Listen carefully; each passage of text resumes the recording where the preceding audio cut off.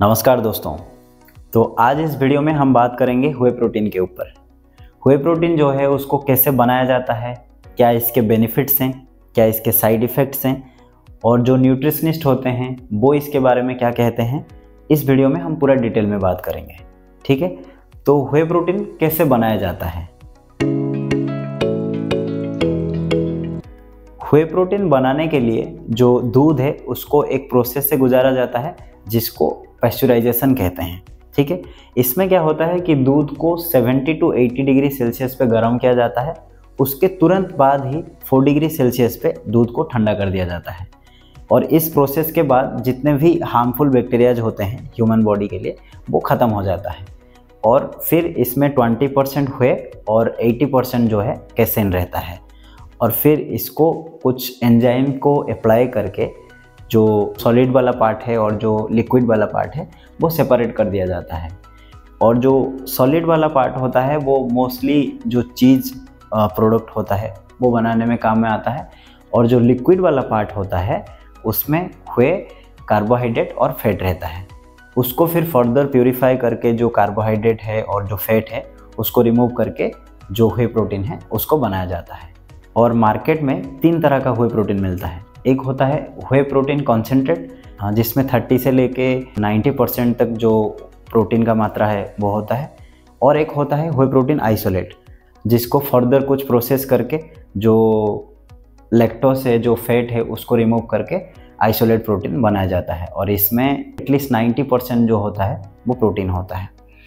और एक होता है व्हे प्रोटीन हाइड्रोसिलेट, जो कि जनरली जो मेडिकेशन के काम में लिया जाता है, क्योंकि ये जो प्रोटीन होता है वो इजीली डाइजेशन होता है और जो प्रोटीन है वो इजीली हमारे बॉडी में ऑब्जर्व हो जाता है, इसलिए इसको मेडिकेशन में काम में लिया जाता है। अभी हम बात करेंगे जो व्हे प्रोटीन है उसके बेनिफिट्स के बारे में। तो यूएस का एक एजेंसी है नेशनल इंस्टीट्यूट ऑफ हेल्थ, उसके द्वारा एक स्टडी किया गया था जिसमें ये पाया गया कि जो व्हे प्रोटीन है उसके कंजप्शन से जो बॉडी फैट है वो घटता है और वेट लॉस में भी ये मदद होता है। और जो the British journal of nutrition है उसके द्वारा कुछ लोगों को लेकर एक स्टडी किया गया था जिसमें वो कुछ ओवरवेट मैन और वोमेन को लिए थे। वो लोग 12 हफ्ते तक व्हे प्रोटीन कंजप्शन किए और उसके बाद जब आखिरी में उनका ब्लड सैंपल टेस्ट किया गया तो उनका जो एलडीएल कोलेस्ट्रॉल लेवल है वो डिक्रीज होता देखा गया था। ठीक है, तो जो व्हे प्रोटीन है आपका कोलेस्ट्रॉल लो करने में भी मदद करता है। उसके साथ साथ आपका ब्लड प्रेशर को लो करने में और कुछ कार्डियोवास्कुलर डिजीज़ को प्रिवेंट करने में भी जो व्हे प्रोटीन है वो मदद करता है। और जो मसल रिकवरी है वर्कआउट के बाद वो इम्प्रूव होता है, आपका जो स्ट्रेंथ है वो इम्प्रूव होता है और आपका जो लीन मास है वो ग्रो होने में जो व्हे प्रोटीन है वो मदद करता है। ठीक है, तो अभी हम बात करेंगे जो व्हे प्रोटीन है उसके साइड इफ़ेक्ट्स के बारे में। तो जो व्हे प्रोटीन है इसको एक बहुत ही सेफ सप्लीमेंट माना जाता है, लेकिन अगर आप इसका अधिक मात्रा में सेवन करते हो, अर्थात अगर आप इसका ओवरडोज लेते हो तो इसके कुछ साइड इफ़ेक्ट्स देखने को मिल सकता है, जैसे कि ब्लोटिंग होना, पेट में गैस होना, या फिर जो एपिटाइट है वो रिड्यूस हो जाना, या फिर जो हेडेक है वो शुरू हो सकता है, या फिर आपको बहुत ही अधिक टायर्डनेस फील हो सकता है। तो जो रिकमेंड स्कूप होता है वो 30 ग्राम पर डे होता है। ठीक है, अगर इससे अधिक मात्रा में अगर आप सेवन करते हो तो हो सकता है जितने भी अभी साइड इफ़ेक्ट्स में बताया वो आपको देखने को मिल सकता है। और जो बिजनेस स्ट्रेटेजी होता है जो प्रोटीन सेलर्स का, वो ऐसे रिकमेंड कर सकते हैं कि जो प्रोटीन है वो आप 2 स्कूप एक बार में ले सकते हो या फिर दिन में 3-4 स्कूप ले सकते हो। लेकिन जब भी कोई सप्लीमेंट की बात आए तो कोई हेल्थ केयर प्रोवाइडर से बात करके उसके बाद ही आपको लेना है। ऐसे ही नहीं कि कोई आपको बोल दिया उसके फ़ायदे के लिए और आप लेना शुरू कर दिए। ठीक है, तो किसी और के फ़ायदा के लिए खुद का जो हेल्थ है उसको कॉम्प्रोमाइज़ नहीं करना है, आपके खुद के हेल्थ को डेंजर में नहीं डालना है। ठीक है, तो अभी हम बात करेंगे जो व्हे प्रोटीन है वो किन लोगों को नहीं लेना चाहिए। तो ऑब्वियसली जिन लोगों को डेयरी प्रोडक्ट से एलर्जी है वो लोगों को व्हे प्रोटीन नहीं लेना चाहिए। और जो प्रेग्नेंट वुमेन होते हैं जो ब्रेस्ट फीडिंग वुमेन होते हैं वो लोगों को उस पीरियड ऑफ टाइम के लिए जो व्हे प्रोटीन है वो अवॉइड करना चाहिए, क्योंकि ऐसा कुछ रिलायबल इन्फॉर्मेशन अवेलेबल नहीं है जो ये शो करता हो कि जो व्हे प्रोटीन है वो उनके लिए सेफ है। इसके लिए वो जो व्हे प्रोटीन है उस टाइम के लिए वो अवॉइड करें, ठीक है। और अगर आप किसी भी प्रकार का एंटीबायोटिक्स मेडिसिन ले रहे हो तो उस टाइम पे जो व्हे प्रोटीन है वो उसे अवॉइड करना चाहिए, क्योंकि जो एंटीबायोटिक मेडिसिन का जो इफेक्ट होता है, व्हे प्रोटीन और एंटीबायोटिक मेडिसिन दोनों एक साथ लेने से जो मेडिसिन का इफेक्ट है वो घट सकता है। इसीलिए आप जो व्हे प्रोटीन है उस टाइम पे अवॉइड करें। अगर आप लेना चाहते हो तो एंटीबायोटिक लेने से 6 घंटा पहले या फिर 6 घंटे के बाद आप जो व्हे प्रोटीन है वो ले सकते हो।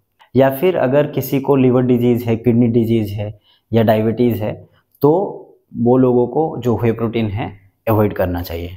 अगर वो लोग लेना चाहते हैं तो बिना डॉक्टर से कंसल्ट किए जो व्हे प्रोटीन है उनको नहीं लेना चाहिए।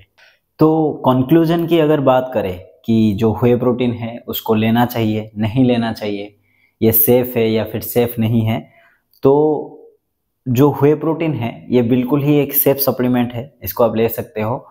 लेकिन कुछ न्यूट्रिशनलिस्ट का ये मानना है कि जितने भी न्यूट्रिशनली रिफाइंड फूड होता है जैसे कि व्हे प्रोटीन होता है, वो उसका जो बैलेंस होता है वो प्रोटीन की ओर ज़्यादा झुका हुआ होता है।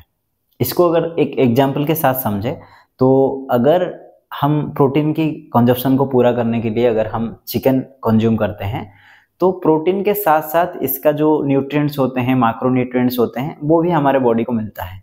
लेकिन जो सप्लीमेंट्स होते हैं वो सिर्फ प्रोटीन के ऊपर ज़्यादा ध्यान देते हैं, बाकी जो न्यूट्रिएंट्स होते हैं और माइक्रो न्यूट्रिएंट्स होते हैं उसके ऊपर जो कंपनी होता है वो ध्यान नहीं देता है। इसलिए जो भी रिक्वायरमेंट है प्रोटीन का उसको नेचुरली पूरा करने की कोशिश करना है, ठीक है। और मेरा भी मानना ये है कि आपसे जितना होगा जो रिक्वायरमेंट है सप्लीमेंट्स का, चाहे वो प्रोटीन हो, चाहे वो ओमेगा 3 हो या फिर कोई भी सप्लीमेंट हो, उसको नेचुरली पूरा करने की कोशिश करना है, ठीक है। और जितने भी स्टडीज़ में इस वीडियो में बताया कि वो रिसर्च में ये पाया गया था और ये रिसर्च में वो पाया गया था, वो प्रॉपर डाइट और प्रॉपर एक्सरसाइज के साथ ही जो रिजल्ट था वो मिला था। अगर आप सिर्फ प्रोटीन के ऊपर ध्यान दो और जो एक्सरसाइज है और जो डाइट है बाकी सब यहाँ वहाँ कर दो तो आपको जो रिजल्ट है वो नहीं मिलेगा, ठीक है। तो प्रॉपर एक्सरसाइज करना है, प्रॉपर डाइट को फॉलो करना है, तभी आपको जो रिजल्ट है वो मिल सकता है।